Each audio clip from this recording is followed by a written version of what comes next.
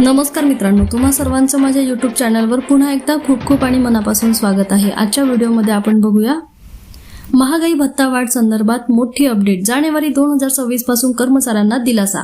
व्हिडिओला सुरुवात करण्याअगोदर तुम्हाला एक विनंती, चॅनलवर पहिल्यांदाच भेट देत असाल तर चॅनलला सबस्क्राइब करा आणि व्हिडिओला एक लाईक करायला विसरू नका। चला तर मग सुरू करूया आजच्या व्हिडिओला।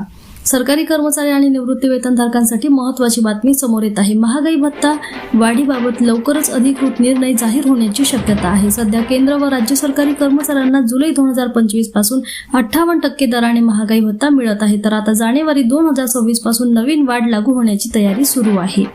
ऑल इंडिया ग्राहक निर्देशांकावर आधारित निर्णय।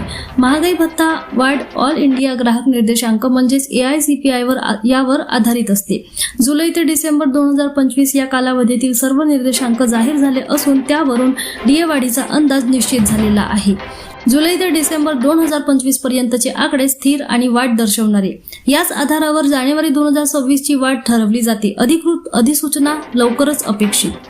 किमान 2% DA वाढ निश्चित। उपलब्ध आकडेवारीनुसार जानेवारी 2026 पासून किमान 2% महागाई भत्ता वाढ निश्चित मानली जात आहे। सध्याचा DA 58%, नवीन DA 60% अंदाजे। यामुळे कर्मचाऱ्यांच्या पगारात आणि पेन्शनमध्ये वाढ होणार। ही वाढ लाखो सरकारी कर्मचारी आणि निवृत्ती वेतनधारकांसाठी मोठा दिलासा ठरणार आहे। 8वा वेतन आयोग लागू होईपर्यंत काय?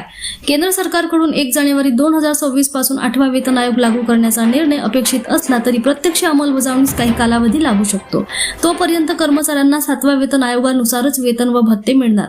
DA वाढ देखील 7व्या वेतन आयोगाच्या सूत्रानुसारच लागू होणार। कर्मचारी वर्गासाठी काय महत्त्वाचे?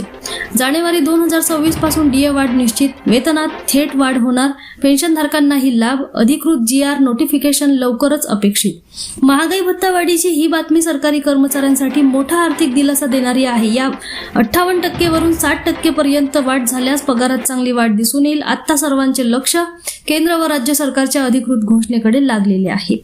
पुन्हा भेटूया एका नवीन अपडेटसह, तोपर्यंत धन्यवाद।